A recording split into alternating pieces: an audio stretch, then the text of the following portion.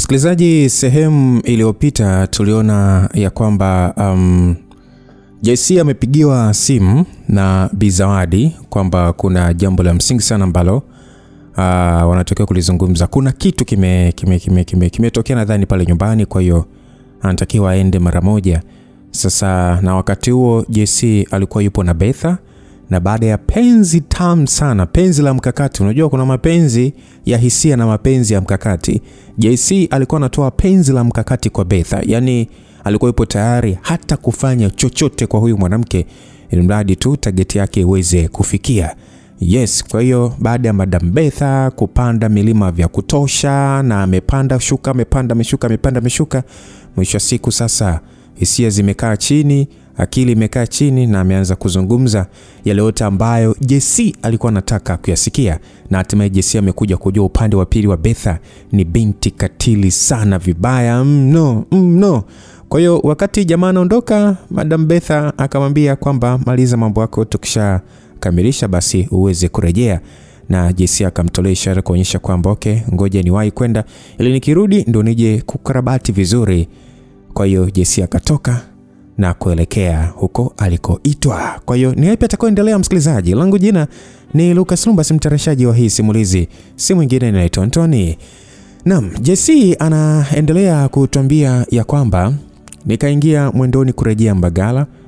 Kwa masaa machache niliokuwa nimetumia pamoja na Madam Betha, ilionekana ni kama nilikuwa nimepasahau huko kabisa, kutokana na vitu vingi ambavyo mwanamke yule alikuwa ameniambia kuhusu maisha yake, na bila kusahau mechi ya kiadui niliocheza pamoja naye. Sisemi kwamba eti hakuna mwanamke ambaye amewahi kukataa kutoka na mimi kimwili kabla, ila kuna kiwango kikubwa cha imani nilichokuwa nacho kwamba mwanamke huyo alinitamani pia kwa muda fulani. Sasa ingawa mwanzoni alionyesha kutokupendezwa nami, lakini kwa kuwa nilifanikiwa kuelewa zaidi nia kuu nyuma ya mauaji ya Joy, nikawa nimepanga kuongea na askari Ramadhani ili nimueleweshe kuhusu swala zima, pia kuhusiana na kilichotokea alipopiga simu muda mfupi nyuma na Betha akamtolea nje kwa maneno makali. Kwa hiyo nikamwandikia ujumbe mrefu kiasi ili sasa kumuelewesha kwamba nilikuwa na nani, taarifa mpya kuhusu maendeleo ya upelelezi wangu, na kumuomba aniambie siku ambayo aliona ingefaa kukutana. Kisha nikamsihi anijibu kwa ujumbe, maana nilitaka kuzima simu yangu. Na kweli baada ya hapo nikaizima. Nilikuwa najaribu kuhakikisha na kuwa salama endapo ikiwa Betha angefuatilia simu yangu kwa njia yake anayojua yeye mwenyewe. Si unajua tena nilikuwa hadi nimepewa na laki kabisa kama nauli ya kwenda Mabibo na kurejea kwake. Najua tu angejaribu kufuatilia. Kwa hiyo kuzima simu ingekuwa na faida moja kama sio nyingine. Nikaa nimefika Rangi Tatu hatimaye, mida ikiwa ni ya saa 11 jioni, nami sasa nikashuka na kuanza kutembea kwa mwendo mfupi mpaka kufikia sehemu ambayo ningechukua daladala za kwenda Mzinga. Nilikuwa nikipita kwenye njia yenye shughuli na biashara za wapambanaji. Kama kawaida, kusikosekane wauzaji na wapita njia walionitazama kwa uangalifu. Lakini akili yangu ilikuwa mbele tu zaidi, kujali sana macho ya walioniangalia au waliokuwa bize. Ndipo kuwa sasa nimekaribia kulifikia jengo la ghorofa la Amazon College, nikahisi mkono wangu ukivutwa nyuma kiasi na mtu ambaye nilikuwa nimepishana naye, lakini sikuwa nimekazia uangalifu wake. Sasa nami nikageuka kukuta ni mwanamke bwana. Kwa sekunde chache nilibaki nikimwangalia kwa mkazo kutokana na muonekano wake kumfanya aonekane kama mgeni kwangu. Lakini nikatambua upesi kwamba ndio alikuwa ni yule Hadija, mke wa Joshua. Wazungu wanasema well, what do you know? Kile ambacho hujatazamia kitokee ndio kinatokea, na kinakuwa ni kitu chenye faida. Mwanamke huyu angekuwa hiyo faida. Alionekana tofauti kabisa wakati huo, akiwa amevaa t-shirt nyeusi yenye mikono mifupi ambayo ilichomekwa ndani ya suruali ya jeans ya samawati iliyombana sana umbo lake, pamoja na viatu vya kuchuchumia vyenye rangi ya kahawia. Nafikiri ni miwani yake ya urembo machoni hasa ndio iliyofanya nisimtambue pesi mwanzoni, lakini akawa sasa amefahamika kwangu bila hata kuitoa. Basi akanisalimia pale, akasema mambo. Nikachata basamu hafifu na kuangalia kifuani kwake, na hapo ningeweza kuona namna ambavyo maembe yake yalitunishwa mpaka ni kuchoreka kwenye t-shirt yake. Nami nikasogea pembeni pamoja naye ili kuacha nafasi kwa ajili ya wapita njia. Basi nikamwitikia nikamwambia poa, ni aje? Nilimwambia hivyo kistaarabu tu. Akasema kwamba safi uonekani. Nikasema umenitafuta wapi, umenikosa? Akasema sijakuona leo pale kwa Miriam, nilienda. Nikasema sawa. Mizunguko tu, si unajua, ila nipo. Umedamsha wapi hiyo? Asante. Niko namsindikiza rafiki yangu Kariakoo mara moja. Alisema hivyo huku sasa akionyesha, yani akinionyesha huyo mwenzake. Alikuwa ni mwanamke kijana tu. Na baada ya kumuona akiwa amesimama mbele zaidi kwa kusubiri, nikasema kwamba okay sawa, mimi ndo narudi kitaa, tutaonana lini tena? Akasema wewe tu. Alisema hivyo. Unajua kauli ya wewe tu, nadhani wengi mnaifahamu. Mtu anaposema wewe tu anakuwa amekupa nafasi wewe ndio uamue, yeye yupo tayari muda wowote ule. So nikatulia nikimwangalia kwa macho yenye uchokozi kidogo. Naye akatabasamu na kuangalia chini. Si ile kukumbuka tulivyokuwa sasa tunachezana ile majuzi kwenye nyumba ya watu mpaka mume wake mnafiki akatushtukiza. Yaani hii kitu kuicheza ilikuwa na utata mwingi sana kwangu. Basi tu nikamwambia okay sawa, chukua namba yangu uni text alafu nitakucheki baadaye. Akajibu poa. Basi hapo faster nikampa namba, huku sasa tukiwa tunaangaliwa na yule rafiki yake. Kisha Hadija akaanza kuelekea kwa mwenzie. Alikuwa na nyashi huyu mwanamke. Najua alichokuwa anakitaka kwangu ilikuwa ni kuonyesha ufundi wake kwenye kuchepuka mbele ya mwanaume mwenye muonekano mzuri. Ikionekana alikuwa na akili zile zile kama za mume wake. Isipokuwa tu huyu alipenda zaidi kukitoa nje, na labda alifikiri nina hela mno. Mimi nilikuwa na lengo maalum kumsogeza karibu zaidi na mimi, japo ni yeye ndiye aliyekuwa amenirushia kamba ya kunivuta kwake. Muda tu ndio ungeonyesha ikiwa wazo langu lingefanikiwa mala. Nikapanda gari na moja kwa moja kwenda Mzinga. Nilikuwa nahisi kuchoka tu. Nafikiri hasa nadhani ni kwa sababu tu ya mechi niliyocheza na Betha. Na hata sikuwa nimeoga nilipotoka huko kwake. Kwa hiyo nikaamua kupanda bodaboda ili niwahi kufika kwa Ankia. Kisha nijimwagie, alafu ndo niende kuonana Bizadi. Nikafika hapo maskani na kumlipa boda, kisha nikataka kuelekea kwa Ankia. Lakini nilipoangalia upande wa mbele zaidi kutokea kwenye geti, yani kwenye geti lao Bizadi, nikaona gari ambalo lilitambulika upesi sana kwangu likiwa limeegeshwa. Nami nikapatwa na hisia za hofu kiasi. Niliwaza kwamba bila shaka mwenye nalo angekuwa huko ndani. Na kilichonitia hofu ni kutokujua alikuwa hapa kwa dhumuni gani.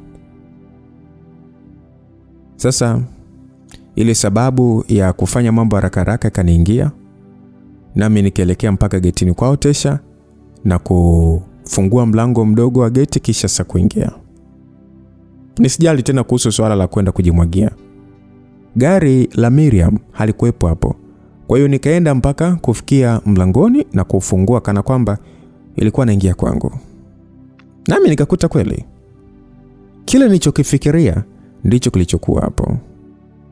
Bizadi pamoja na Bijamila walikuwa wamekaa kwenye sofa lao, wakiwa wananiangalia kwa makini sana baada ya mie kuingia ndani humo upesi sana. Na kwenye sofa lingine alikuwa amekaa mtu niliyemtegemea kumkuta. Si mwingine ni Mr. Festus. Yaani unaweza kumuita Festo, ila ni Mr. Festus mwenyewe aka Festo. Hakuwa hata ameangalia upande niliosimama baada ya mimi kuingia namna hiyo. Kisha ndo akageuka taratibu na kuniangalia machoni. Nilikuwa namtazama kwa makini sana, nisijue ameleta jambo gani kwenye nyumba hii ghafla namna hiyo. Naye akacheta tabasamu hafifu huku akiniangalia kwa makini pia. Basi Bizawadi aliniita. Sasa kuniita kwake ukanifanya niache kumtazama Festo na kumwangalia na kuanza kuangalia wanawake hao kwa pamoja. Nikawasalimu upesi nikasema na mama shikamoni. Wote wakaitikia. Na Bijamila akasema kwamba karibu, ila vipi mbona kama umetoka kukimbizwa baba? Wengine wakatabasamu kidogo. Nami nikiwa naanza kuelekea kwenye sofa nikasema kwamba si mrembo wangu hapa kanipigia akasema niwahi kuja kuwatembelea, ndio maana nikakanyaga mafuta aswa. Mama wakubwa wakacheka kidogo. Nami nikamwangalia Festo aliyekuwa amekaa hapo kwa utulivu tu. Basi nikaambia kwamba oi vipi kaka? Niwaambie hivyo sasa nikikaa. Festo akanitazama na kusema kwamba safi tu, habari yako? Nikasema niko poa. Nilimjibu hivyo. Bi Jamila sasa akamwambia Festo ya kwamba huyo ndio daktari wake Mariam tuliyekuwa tunamwongelea. Festo akasema sawa. Msikilizaji, nilikuwa nahisi kuwekwa utatani kiasi, maana sikujua ni yapi yaliyokuwa yamesemwa na wanawake hao kumwelekea huyu jamaa. Nasi tukatazamana kwa yale macho ya kujuana, japo haikuwa wazi kwa mama wakubwa. Bi Zawadi akauliza kwamba JC, unamkumbuka Festo? Nikasema kwamba namkumbuka. Mara ya kwanza tumekutana ilikuwa ni ule usiku nimefika hapa kwa mara ya kwanza. Bi Zawadi akasema Sasa Festo akasema kwamba hata mimi ndo ilikuwa mara yangu ya kwanza, lakini sijakusahau. Mama wakubwa wakacheka kidogo. Yaani ni kama kuineemesha ile hali ya kirafiki kwa sehemu hii. Nami sasa nikalazimisha tabasamu pia, huku moyoni kukiwa kuna jambo zito. Bi Zawadi akaniambia kwamba JC, nakuomba uje mara moja umwangalie mama. Nikasema okay sawa. Nikaitikia wito wake, tukasimama kwa pamoja. Bi Zawadi sasa akimwambia Festo kuwa tunarudi ndani ya muda mfupi, naye akaanza kuniongoza kuelekea chumbani. Lakini ilikuwa ni chumbani kwa Tesha na sio kwenye vyumba vyao wanawake. Nami nikawa nimeelewa nia yake. Baada ya kuingia ndani humo, upesi Bi Zawadi akanigeukia sasa kitabasamu kiasi kama vile ni kwa wasiwasi. Nami nikarudishia mlango na kumtazama kwa makini usoni. JC baba, kwanza samahani, maana nimesema tunaenda kumuona Mariam. Lakini usijali mama, usijali, ninakuelewa. Hukutaka mgeni ajue tuna maongezi private. Naona umetumia akili sana. Asante sana. Sasa bwana, vipi kuhusu Mariam? Amelala muda sio mrefu sana. Anapenda usingizi wa jioni kama unavyojua. Okay. Huyu Festo amefika hapa muda? Hapana, hata sio sana. Huyo mwanaume inaonekana bado anamfuatilia Miriam. Alimpenda. Naona hivyo. Sasa hivi ni marafiki ninavyoona. Amekuja kusalimia. Na tunajua bado ana matumaini ya kuwa mkwe wetu. Aliniambia hivyo kwa sauti ya chini, nikatabasamu kidogo. Okay sawa, kwa hiyo mnaendeleaje lakini? Ndio maana nimekuita. Kaa hapa. Alisema hivyo huku sasa akikaa kitandani. Mimi pia nikakaa na kumtazama kwa utulivu. JC, wewe ni kijana mzuri sana. Sio wa sura tu, ila hadi moyo. Umetusaidia sana hasa kuhusiana na mama. Na hatujawahi kukulipa kwa chochote. Ingawa unastahili malipo makubwa sana. Utu wako ndio uliofanya hata mimi na dada tukuamini mno, hadi kukueleza mambo mengi ya familia yetu ambayo hatujaongea na yeyote yule, kwa sababu unaaminika. Sawa? Ndio mama. Sasa jinsi ambavyo mimi na dada pamoja na Tesha hata Shadia, jinsi ambavyo tunakuamini ni kitu ambacho kwa matazamio ya haraka tunaweza tukafikiri hata Miriam anacho. Kwa hiyo kwa kile kilichotokea baina yako na yeye jana, kinakuwa ni kitu chenye kushtua, kwa sababu kinaonyesha kwamba hakuamini. Mpaka kuamua kukufokea, kukupiga kofi, kusema sije hataki au kuone hapa. Yaani Miriam kufanya hivyo huwa ni ngumu sana. Hebu fikiria, pamoja na yote ambayo Joshua amefanya, yote mabaya akamsamehe, sasa hivi anajirudi tena hapa. Lakini wewe umekuwa ni mzuri sana kwetu. Sasa najiuliza, ni kitu gani ambacho unaweza ukawa umemfanya mimi mpaka kufikia hatua ya kukatisha msaada unaompa huyo mtoto? Yaani namaanisha mama. Bi Zawadi aliongea hivyo kwa hisia sana. Nikawa nimetazama tu chini kwa kosa la kusema. Mimi sikuoni kuwa ni mtu mbaya JC. Nataka tu kujua tu kwa nini Miriam akuone kuwa namna hiyo. Tukimsemesha aseme tatizo ni nini, hataki kusema. Maana ndio alivyo. Siku zote atafanya anachoona kinafaa kwa ajili yetu, hata kama tusipoelewa. Tunajua ni kwamba anafanya kwa mazuri yetu. Lakini kwa hiki kilichotokea baina yako na yeye JC, yani sioni njia ya kusema nikae nitulie tu. Sisi wote hapa imetuchanganya sana yani. Mamu hana furaha toka asubuhi, anamuulizia tu JC. Anauliza tu atakuja saa ngapi. Natafuta tu amani baba yangu, na kuomba unieleweshe tu. Nilimwangalia usoni kwa ufikirio. nikiwa nawaza kumwambia upande fulani wa kisa changu na Miriam bila kuhusisha mambo mengi ambayo yangemchanganya zaidi mama watu. Ni wazi kwamba alitaka tu kujua tatizo lilikuwa wapi, na mimi nilikuwa nataka nihakikishe na kamilisha vyema swala hili. Pole sana mama. Kwanza samani kwa wale yaliyotokea jana, kwa sababu yametokea hapa na hayajaacha picha nzuri. Naelewa hilo, ila naomba tujue kwamba Miriam hana shida. Shida iko kwangu mimi. Una maana gani sasa? Kukutana kwangu na yeye mara ya kwanza kabisa haikuwa, yani niseme mazingira tuliyokutana nayo, yani mazingira tuliyokutana ndio yalifanya nione kuwa ni mtu tofauti na jinsi ambavyo nyie mnanijua. Ndio maana hajaweza kuniamini sana kama nyie. Kukutana? Ile mlipokutana hapa mara ya kwanza tukafikiri wewe ni Festo. Ndio maana nakuona kama huaminiki ama? Hapana, sio hapo. Miriam na mimi tumekutana. Kabla sijamaliza kumuelezea, wote tukasikia zile yani purukushani za geti kutokea kule nje kuashiria kwamba lilikuwa likifunguliwa. Hasa Bi Zawadi akanitazama usoni kwa makini, huku sasa akisikiliza sauti hizo. Nami nikasikia pia mungurumo wa gari ukivuma kuingia upande wa nyumba hii. Hatakuwa ni Miriam huyo? Bi Zawadi alisema hivyo kwa sauti ya chini. Nikashusha macho na kutulia tu. Mbona kawahi sana? JC, sikujua kama angerudi mida hii yani. Haina shida, usiwaze mama.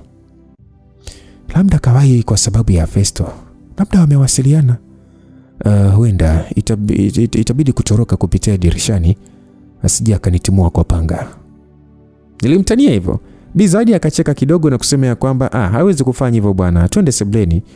Uchachu wa jana utakuwa umeshapungua. Twende baba. Basi mimi nikatabasamu tu na kisha kusimama pamoja naye nikimruhusu atangulie ili tuelekee sebleni. Sasa hakukuwa na kitu kilichofanya moyo wangu uwe na amani kwa wakati huu zaidi ya kuona hali nzuri ya kihisia kwa wanawake hawa watu wazima. Na ijapokuwa nilijua Miriam asingekuwa mwenye urafiki sana na mimi kwa jinsi tulivyotibuana siku ya jana, nilitaka tu kuona itikio lake lingekuwaje kunikuta hapa kwa leo hii tena. Ile tumefika sebleni, nikakuta Tesha akiwa ameingia ndani hapo, huku dada yake bibie Miriam akiwa ndio anarudishia mlango baada ya kuingia ndani. Sasa alikuwa amevaa nguo kama gauni refu hivi na pana tu lenye rangi ya maziwa, yani cream, na urembo wa maua ya kijani, na alikuwa amezivalisha nywele zake kilemba cha hiyo nguo juu ya kichwa ili ionekane kwamba alimetisha na kile alichokivaa. Hereni ndefu za rangi ya dhahabu masikioni, mkoba mweupe mkononi na tabasamu hafifu usoni kumwelekea Festo aliyekuwa amekaa sofani akimwangalia kwa shauku kiasi. Tesha akawa wa kwanza kuniona. Naye alikuwa amevaa nguo nzuri tu kimtoko, ikionekana walikuwa pamoja na dada yake sehemu fulani hivi ama walikutana tu na kurudi pamoja. Nia akatabasamu kiasi na kuanza kunielekea nilipokuwa nimesimama. Hey, Festo vipi? Umefika zamani? Miriam akamsemesha jamaa huku akivua viatu vyake vyenye mtindo wa ndala nzito kwenye usawa wa kona ya mlango. Sasa Festo akajibu ya kwamba sio zamani sana. Na umeniwahi ese, yani ndio nilikuwa nataka kupaa sasa hivi. Kwamba umekuja na ndege? Miriam alimuuliza hivyo. Festo akacheka kidogo. Tesha akanifikia naye akagongesha ganja chake kwenye changu na kusema kwamba kaka vipi? Nikaitikia fresh. Nikajibu kwa sauti ya chini tu. Miriam akaangalia upande wa Bi Zawadi na kumwamkia, ikionekana alikuwa ameshamsalimia Bi Jamila. Ndio akawa ameniona sasa. Alinitazama kwa njia ya kawaida tu. Mimi pia nikiwa namwangalia kwa utulivu. Nami nikaamua sasa kujaribu mitambo. Za jioni dada. Nikamsalimia hivyo. Akaacha kuniangalia na akasema salama. Kisha akaenda kukaa kwenye sofa ililokaa Festo na kuanza kuongea naye. Vipi, biashara zinakwendaje? Wakaendelea na story. Alionekana kutokujali uwepo wangu hapo.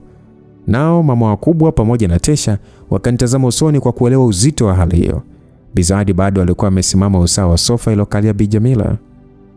Nikamwambia kwa sauti ya chini ya kwamba wacha mimi nikimbie, tutaonana tena. Bi Zawadi akatikisa kichwa kubali. Tesha akauliza kwamba ulikuwa wapi kaka? Nikamjibu mizunguko tu. Tesha akasema sawa, si unaingia kuankia sasa hivi? Nikamjibu ndio. Akasema poa, nakuja, usilale kaka. Nikatikisa kichwa kubali. Kisha nikampita na kuanza kuelekea mlangoni. Nikiwa sasa nimeufikia na kufungua, nikamtazama Festo kwa ufupi, aliyekuwa anamsimulia Miriam jambo fulani lililovuta umakini wa mwanamke huyo. Nami nikaona niachane nao tu na kutoka ndani humo. Sinitaka kuliona itikio la Miriam kunielekea kwa hiyo nikaa nimeliona. Mwanamke huyu alikuwa na hasira fulani hivi kunielekea, ambako kweli kabisa kalimfanya asione hatari halisi zilizoelekea kumwangusha. Kwa kufikiria mimi ndio hatari. Yaani nahisi hako hasira kake kalichochewa na hisia fulani hivi nyingine kutoka kwa mwanamke huyo, na nisingeweza kujua ni nini tu. Lakini nilikuwa najua kwamba Joshua ni hatari sana kwake. Na hata Festo pia, ijapokuwa yeye ilikuwa ni hadithi nyingine. Bila shaka swala la mwanamke huyo kunikuta hapo tena wakati alinikataza kwenda lingeweza kuzua hata utata mwingi baina yake na mama zake. Ila haikuwa na shida sana, maana sikuwa na mpango wa kwenda tena hapo.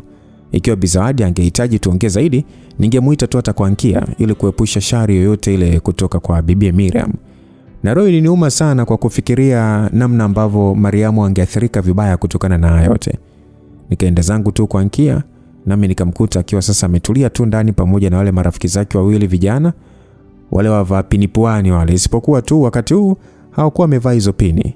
Nikawasalimu, Ankia akiwa sasa amefurahia sana kurejea kwangu, nami nikaelekea chumbani na kubadili mavazi na kuvaa nguo nyepesi kwanza. Kisha nikaelekea nje ili kujisafisha kwa kuoga. Aisee, mwili ulikuwa na joto kali sana. Niliporudi ndani tena, nikakuta Tesha akiwa hapo tayari. Nami nilipoelekea chumbani akawa sasa amenifuata pia. Kijana akawa ananisemesha kwa uchangamfu kiasi kuhusu mambo aliyofanya kwa leo na kuuliza ikiwa nilienda pale kwao kumwangalia mdogo wake, nami nikakubali.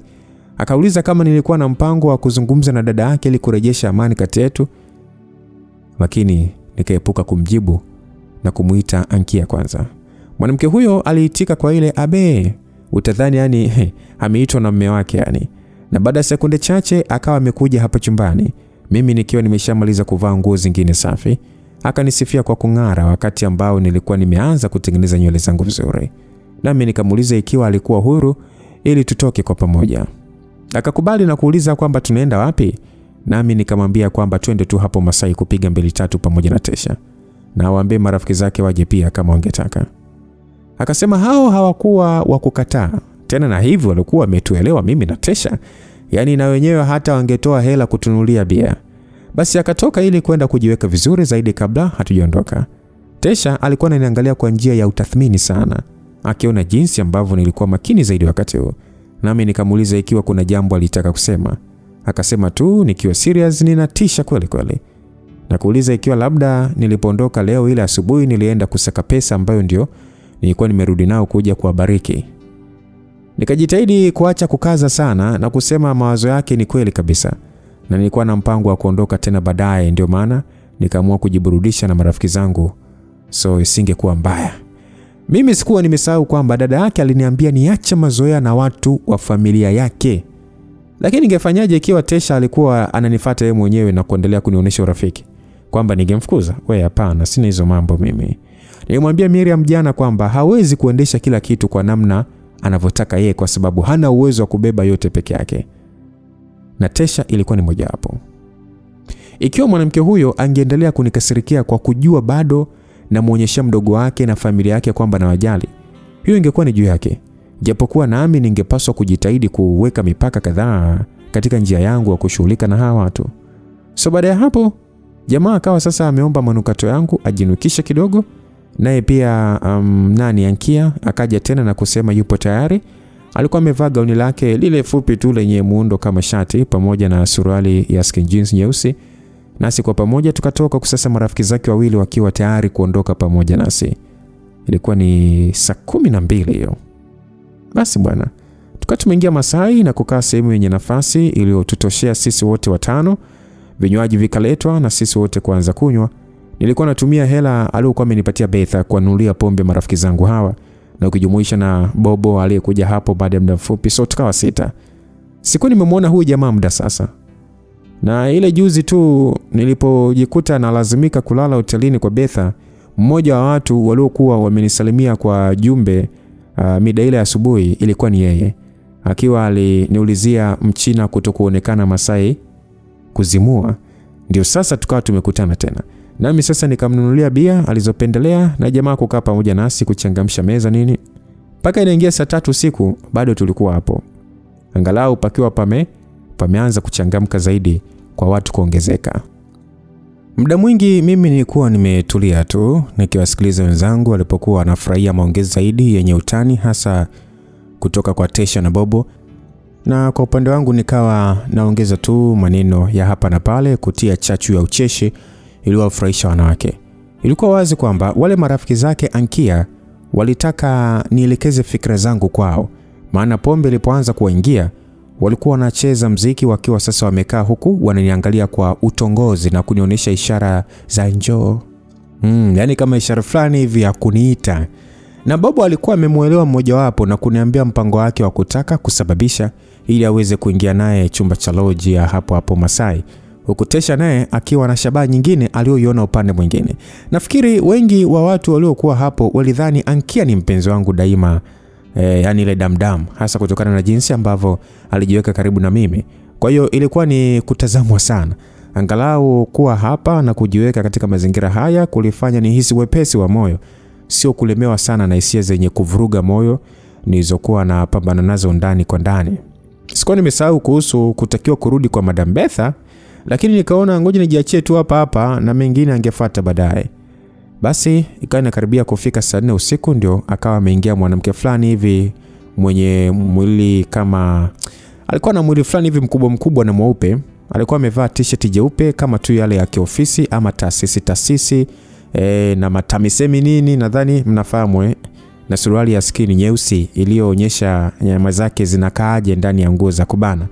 Alikuwa amevaa wigi jeusi na fupi kichwani na ndala nzuri tu za kike miguuni.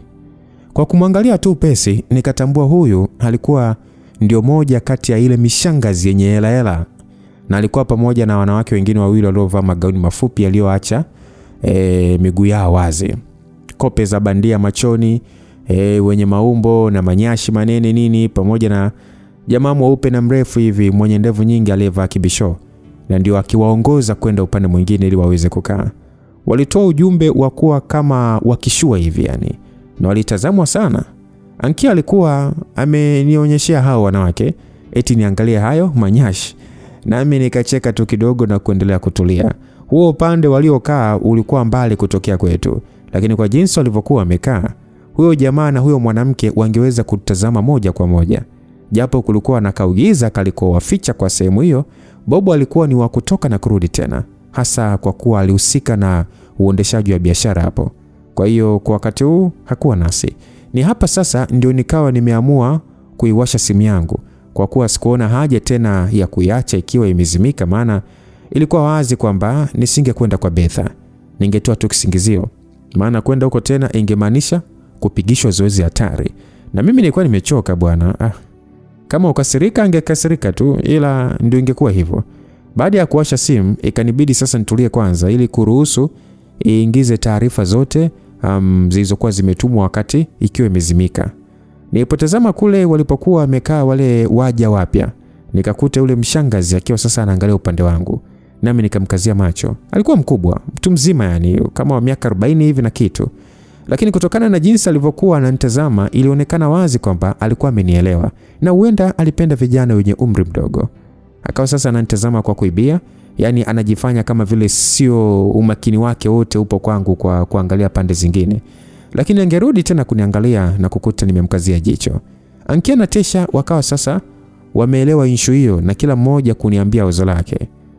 Mwanamke akisema limama linanitaka ila nipuuzie tu, na jamaa akiniambia likija kwenye kona yangu nilibamize tu. Sasa nikawa kutabasamu tu na kupotezea, nami nikarudisha umakini wangu kwenye simu. Sasa jumbe kadhaa zilikuwa zimeingia, Betha akiwa ametuma 2 kuuliza kwa nini sipatikani na ikiwa nimegari kwenda, namba ngeni ikiwa pia imetuma salamu na kumtambulisha mwenye nayo kuwa ni yule Hadija.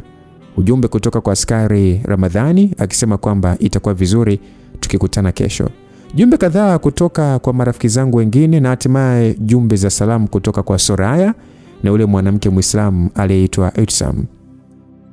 Sasa hao wanawake wawili walinifanya nitabasamu tu, maana ni katika pindi ambazo sikuwa nikiwafikiria ndio walikuwa wanatokea. Na Soraya ilikuwa imepita muda ise, ila nikaamua tu kuendelea kuwaweka benchi kwanza. Nikaanza kumjibu Betha nikimwambia kwamba ile shida niliyokuwa nimeenda kutatua ilinichukulia muda sana na pia simu ilikuwa imenizimikia njiani. Kwa hiyo ningejitahidi kufika kwake mapema kesho endapo kama ingekuwa sawa kwake. Sasa nikahamisha upande wa SMS na kuweka kwa askari Ramadhani nikijibu kuwa sawa, tutaongea kesho tukikutana. Na ile tu nataka kumjibu Hadija, Bobo akawa amerejea hapo mezani. Kwa wakati huu Tesha alikuwa busy kuongea na mmoja wale marafiki zake Ankia, wakiwa sasa wamezoeana vema kwa nguvu ya pombe, na mwingine alikuwa anacheza muziki, wakiwa sasa wamekaa na kuonyeshana na Ankia. Sasa Bobo yeye alipofika na kukaa, akanisogelea kwa ule mtindo wa kutaka kuninong'oneza, nami nikastisha kutuma ujumbe kwa Hadija na kuweka umakini wangu vizuri ili niweze kumsikiliza jamaa kwanza. Lakini kabla hajaongea akanionyesha ishara kwa kidole kumuelekea Ankia, nami nikamwangalia kukuta mwanamke huyo amebinua sasa nyashi lake huku akiwa amekaa bado na akikatika taratibu kwenye kiti, huku sasa macho akiwa amelegea. Tukaendelea kumwangalia huku sasa nikitabasamu kiasi. Naye alipoona tunamtazama akaacha na kuanza kucheka kwa furaha pamoja na rafiki yake akiwa ameshika chupa yake ya bia mkononi. Yote hii msikilizaji ilikuwa ni raha ya pombe. Sasa Bobo akanisemesha sikioni hatimaye akasema kwamba oya, ili dada linajua ise, utalilamba lini? Nikasogeza mdomo usawa sikio lake na kusema ya kwamba kulamba mbona ishatafuna mapema tu. Bobo akasema da, kweli unapata raha sana kujolea haya mapipa matamu aise. Du, we mjinga we, hongera sana bana. Nilicheka kidogo pamoja naye. Ankia sasa alikuwa anatuangalia kwa njia ya kudadisi ikiwa tunamsema, nami nikamrushia busu kwa ishara ya mdomo. Bobo akaniambia kwamba oya, sasikia, umelicheki lile limazeli pale limekaa kule na ule jamaa white kule? Wapi? Yale matatu kule mbele. Ila lile limevaa t-shirt nyeupe lile. Ya. Sasa mwanangu, I say lile limaza lile nakuelewa. Afu muda sana, si unalikumbuka? Kumkumbuka sijawahi hata kumuona mpaka leo. Alafu ni kama linanicheki kweli kweli. Sasa sikia mwanangu, mara ya kwanza kabisa umekuja hapa, kipindi hicho hatujuani bado. Si unakumbuka kuna mtu alikuwa anaongezea bia hapa? Mliweka bia 40 kabisa. Ya nakumbuka. Sasa hilo lilikuwa linakununulia wewe. Kumbe wewe umejuaje? Kwanza si hukuwepo hiyo siku? Wewe unajua kaka ni meneja hapa kaka. Nilikuwa nimetoa guu kaka, ila niliporudi aliyewahudumia ndo akaniambia, maana aliwawekea bia mpaka ni nyingine mkaziacha. Baada ya Bobo kusema hivyo nikatikisa kichwa kuonyesha naelewa.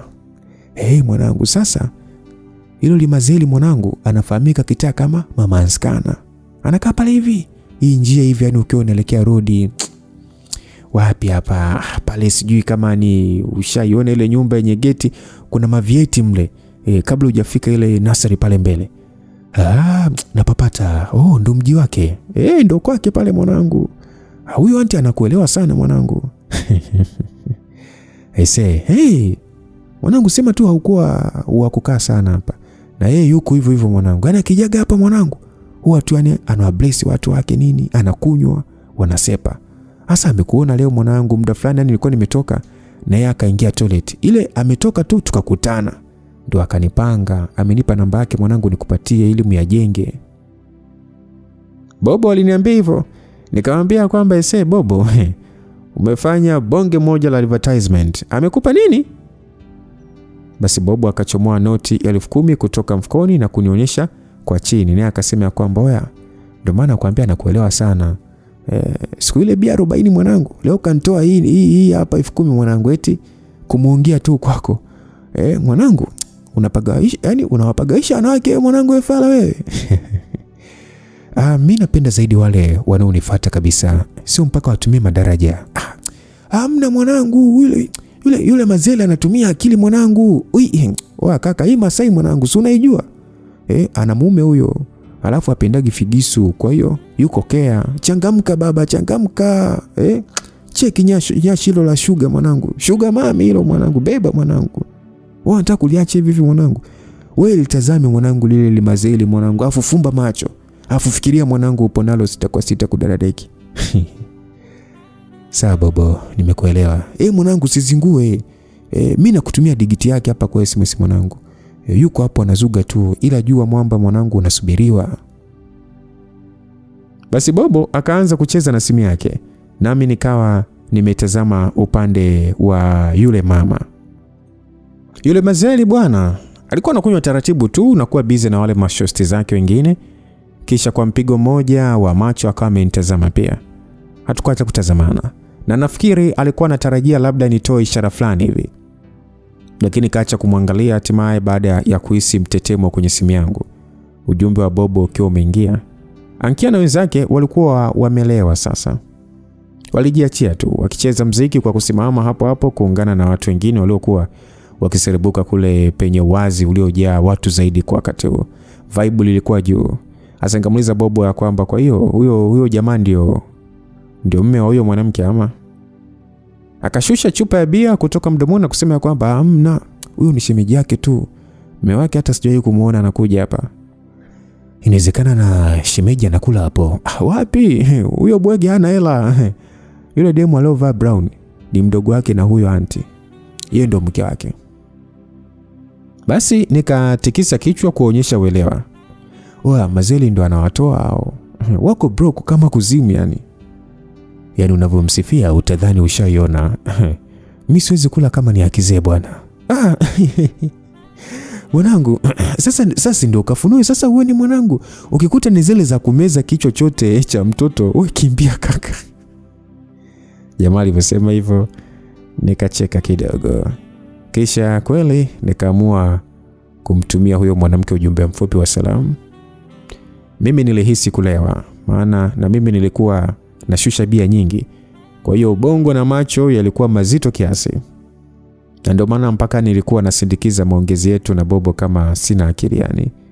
Kidogo tu na ujumbe ukawa umeingia kutoka kwa huyo mwanamke, akiwa amejibu salamu yangu na kuuliza ikiwa niko poa. Nami nikamuomba aniambie jina lake. Akasema anaitwa Rukia. Naye akaomba kujua la kwangu pia. Nikamtumia ujumbe kumwambia anifuate mpaka upande wa VIP ili aweze kujua naitwa nani. Na kwa uelewa wa hiyo lugha akawa amejibu sawa. Nilikuwa nahisi namna ambavyo wengi la pombe kichwani lilikuwa likiwekea wingu zito njia yangu bora ya kufikiria mambo mengi vizuri, na hivyo kuiruhusu iongoze matendo yangu kwa njia hii ya kujiachia tu isiyo na busara yani. Mimi sikuwa na mimi siku ile ni mtu wa kulewa eti mpaka kuanza kuyumba wakati wa kutembea, hapana. Lakini hata kama ningelewa kiasi cha kuweza kufikia hatua kama hiyo, bado nilikuwa na uwezo wa kujiongoza vizuri tu ili nitembee bila kuyumba. Kwa midundo ya kujiamini tu ndio iliyokuwa hata kwa mara 2 nilizoenda chooni mida fulani nyuma. Kwa hiyo na sasa nikasimama nikihisi vibe linanivuta hatari, maana nilikuwa nimeweka bia 7 tumboni tayari. Nami nikaanza kuondoka hapo nikielekea pande za vyoo. Sikuangalia wale wanawake wala yule jamaa wakati nilipopita usawa wao, lakini nilijua wote walikuwa wananitazama. Na kabla sijafikia vyoo nikawa sasa nimevutwa na jamaa mmoja hivi aliyekuwa amelewa, akitaka kunisalimia na kuanza kunisifia jinsi ambavyo muonekano wangu ni mzuri. Nikiwa bado nimesimama naye, yule mwanamke Rukia sasa akawa amenipita na kuelekea vyoo vya wanawake. Wanaume wengine wakiwa sasa wamejaribu kumchokoza lakini akiwapuzia.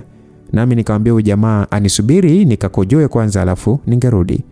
Nikamwacha na kwenda kweli kutoa haja ndogo. Ndefu kinoma.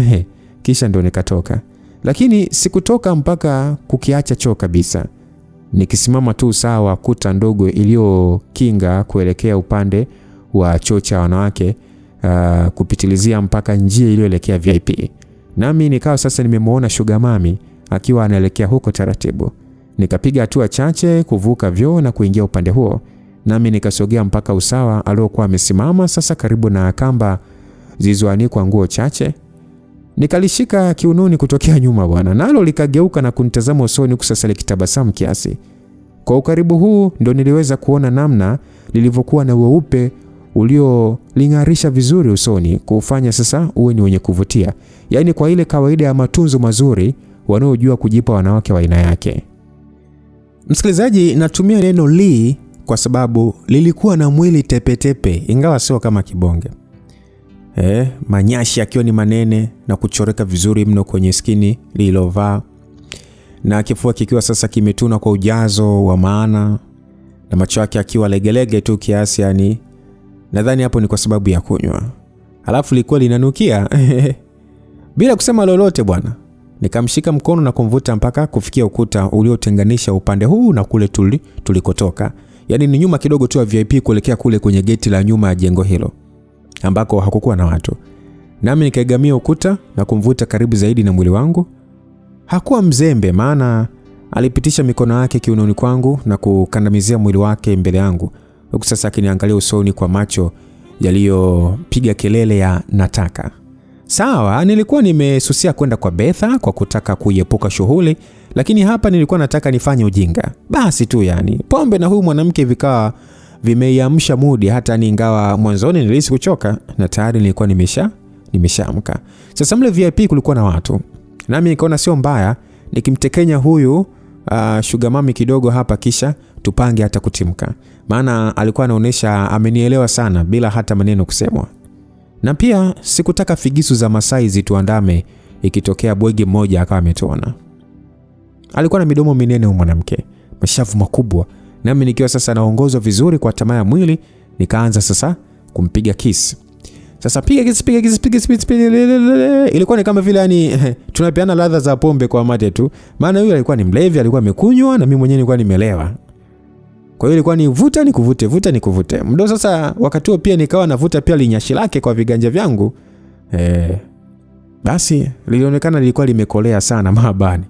Maana ilianza sasa lenyewe kuonekana kama liko sasa ulimwengu mwingine. Nikamwambia kwamba hapa jao tutafute kitanda. Akafumba macho na kufumbua kwa kurembua, na akauliza kwamba vipi nilipie room. Nikasema hapana, hapa Masai sio sehemu salama. Tukaingia room location nyingine. Ama unasemaje? Akasema kwamba poa, nipeleke popote unapotaka nitalipia. Alisema hivyo. Sauti ilikuwa imelegea kilevilevi tu. Nikamwambia kwamba okay, tukutane nje. Akasema poa, hafu hujaniambia unaitwa nani lakini. Nikasema naitwa JC. Akasema JC. Sawa, nataka leo niimbe jina lako, nikupe mapenzi usiku mpaka kukucha. Aliniambia hivyo kwa sauti ya chini iliyojaa mahaba. Nikatabasamu kidogo na kusema kwamba twende tukaonyeshane sasa. Akaniachia taratibu sasa, macho yake akiwa kwangu kwa matamanio ya hali ya juu yani. Nami nikawa nahisi kiburi kiasi kuona namna alivyokuwa amepagawika. Hakuonekana kuwa na baya, na mimi nilikuwa nataka tu kula hii nyama nyingine huko pombe ikiwa kichwani. Basi mengine angefuata baadaye. Yani ndo ulikuwa ni mpango mzima kutokea hapo. Kwa hiyo nikawa sasa nafikiria kumwambia atangulie kule tulikotoka, kisha mimi ningekwenda huko kwa kupitia huko nyuma. Yani nizungukie kule mbele ili kuepuka macho na midomo ya wafitina. Lakini ndio hapo sasa akawa ameingia mwanaume fulani hivi, kijana tu aliyekuwa amevaa sweta la kijani, suruali nyeusi na kofia kichwani. Alikuwa ameingia kupitia geti la nyuma pale na kuanza kuja upande wetu. Lakini sasa akasimama umbali mfupi kutoka hapo tulipokuwa na kuniangalia kama vile alitaka kunisemesha. Nikamtazama kwa makini, akanisemesha kwamba vipi kaka. Nikasema fresh. Nilimjibu kwa sauti makini tu. Akasema kwamba sorry, naomba kuongea na wewe mara moja tu. Basi nikaendelea kumpa utizami makini sana.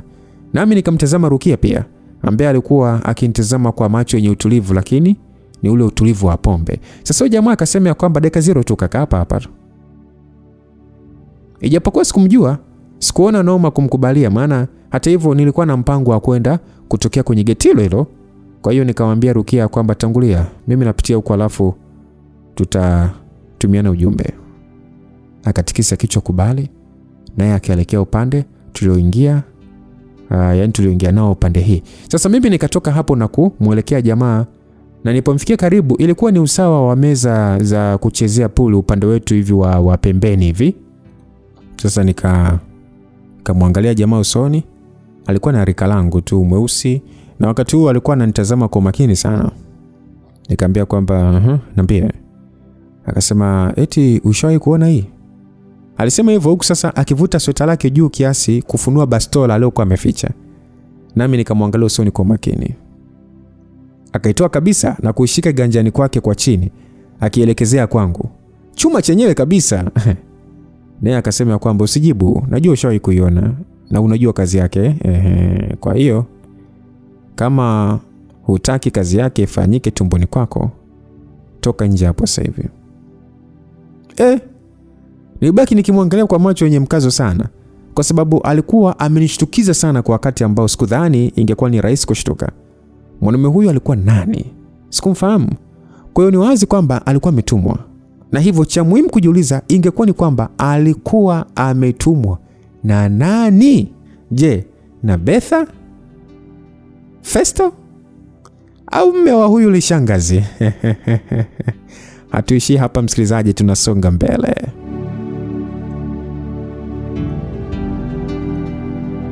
Nilikuwa najaribu kusoma hali hiyo mbele yangu kwa usahihi, japokuwa pombe ilikuwa kichwani na jamaa kuonekana kutania kwa kila alichotaka nifanye upesi.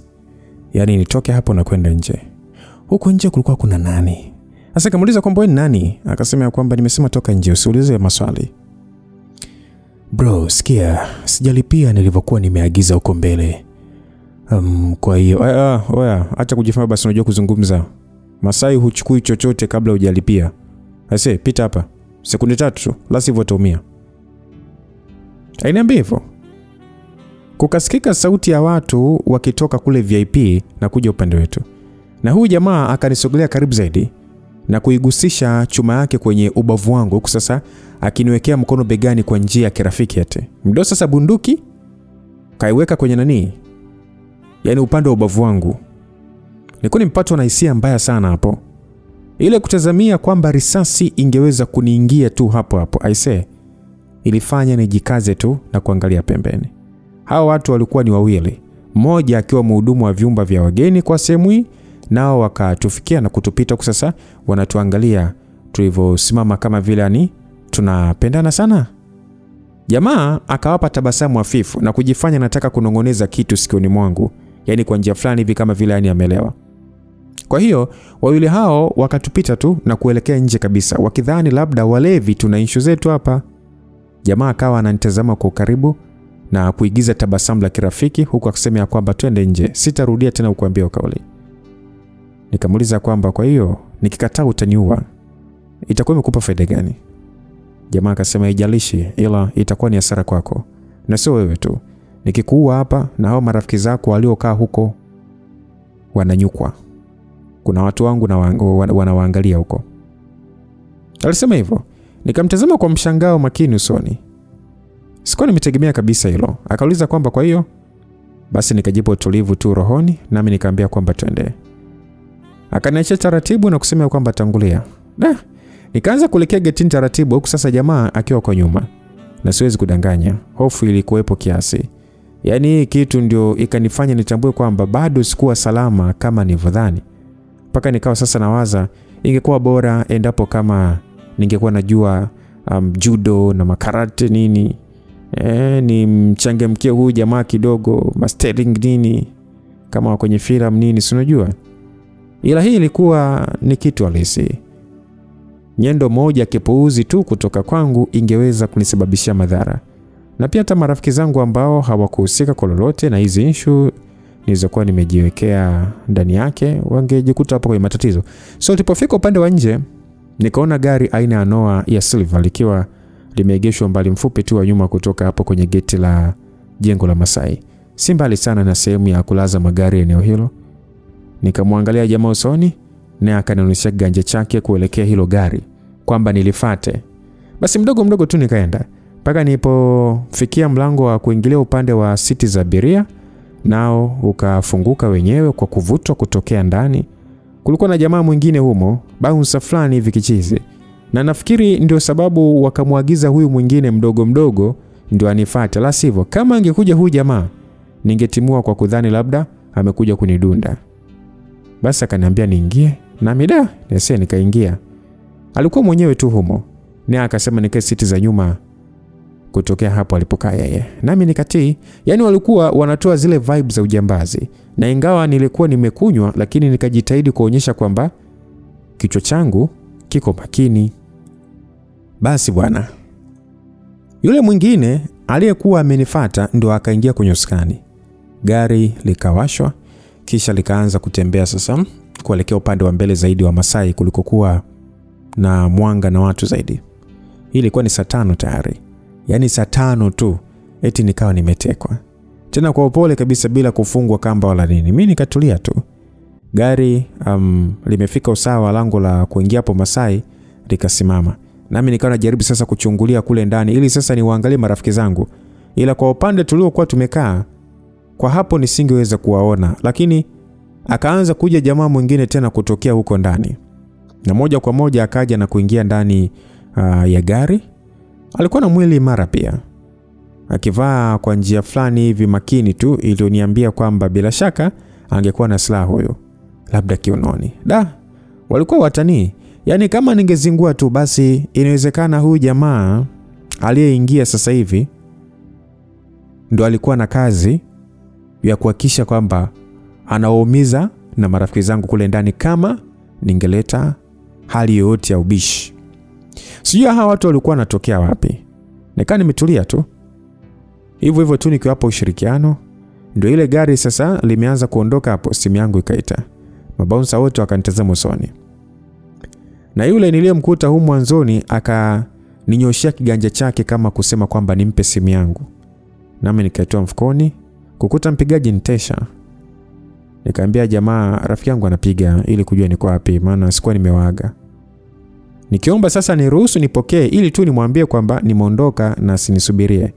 Lakini huyu mwanaume akaikwapoa simu yangu upesi na kisha kutoa ishara kwa kidole chake kwamba nikae kimya. Na wote kwa pamoja walikuwa wamekaa kwa mtindo wa kunigeukia ili wanaone vizuri nisije kuleta mchezo. Akazima simu yangu na kuiweka pembeni. Halafu ile sasa ndio tumeingia lami na kuanza kushuka na barabara inayoelekea Rangi Tatu. Mwenzake akanisogelea kwa kuvusha mikono yake kwenye siti, huku sasa akiwa ameshika kitambaa chekundu kilichokunjwa, akikielekeza machoni mwangu. Nilikuwa nahisi hasira sasa. Lakini sikuwa na ujanja. Mtu hata angeweza kuniambia haya nimejitakia mwenyewe. Uongo. Maana hata ingawa sikujua kwa nini hii imetokea sasa, ila mimi nilielewa kwamba ni kitu tu ambacho kingeweza kutokea. Kwa hiyo nikamwacha jamaa ayafunike macho yangu kwa kitambaa. Nami nikahisi aliporudi kukaa pamoja na mwenzie hawakuzungumza hata mara moja. Ikinifanya sasa nione kwamba walipenda kuwa watu wa vitendo zaidi. Nilihisi kuchoka kiakili ese. Sasa hivi si ningetakiwa kuwa sehemu fulani hivi namrukia na yule nani Rukia. Tena na karaha kapombe kakiwa kichwani.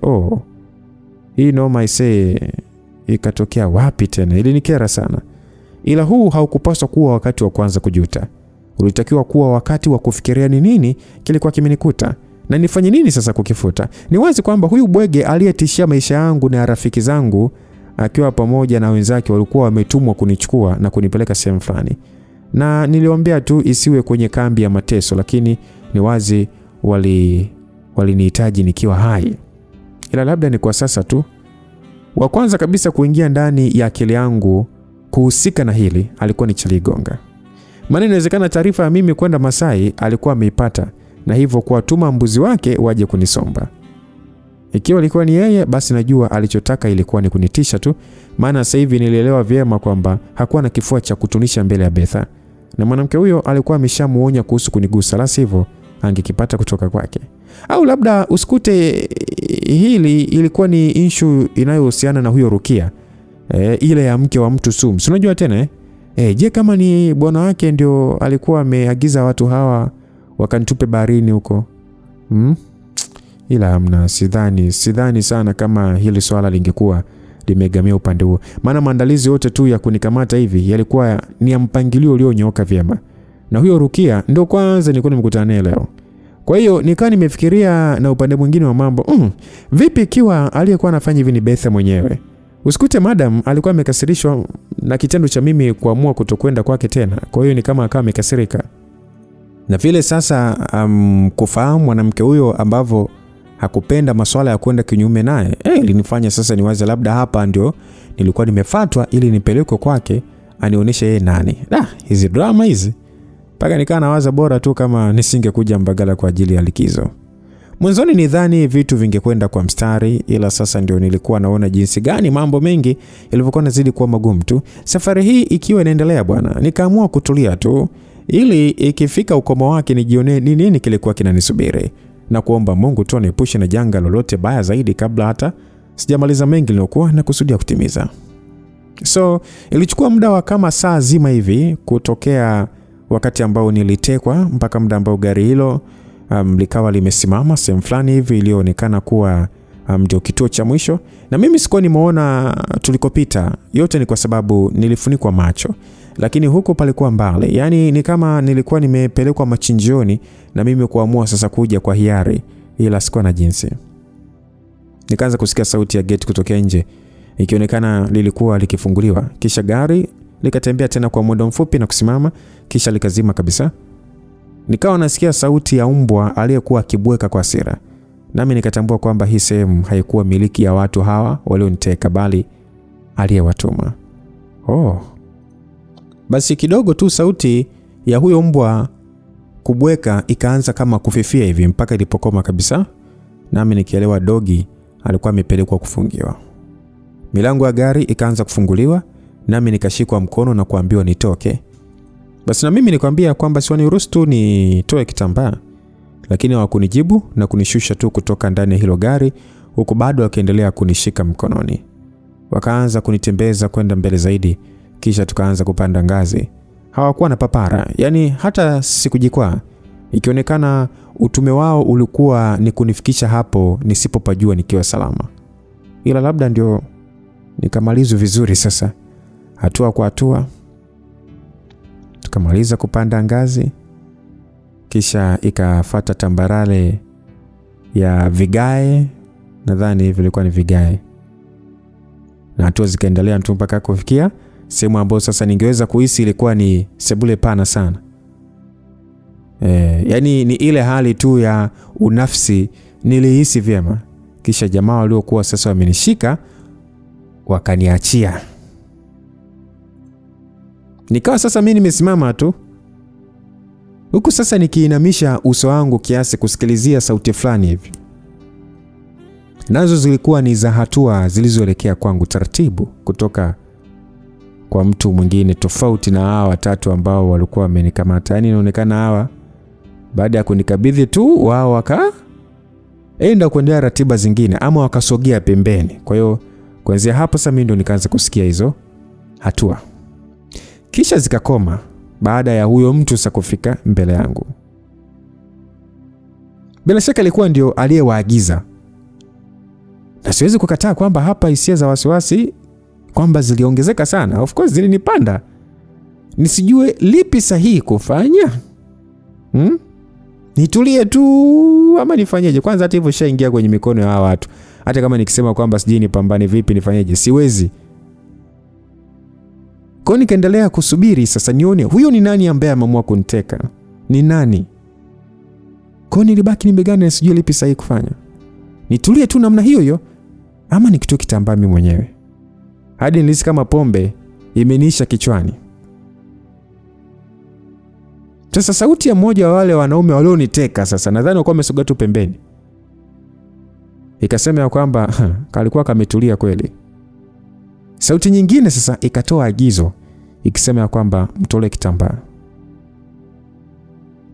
Basi mimi nikakaza uangalifu kuelekea mbele. Ikiwa ndio sauti sasa huyo mtu mwingine aliyekuja hapo. Mtu ambaye sasa alikuwa amewaagiza hao ndio akawa ametoa kauli kwamba mtolee kitambaa.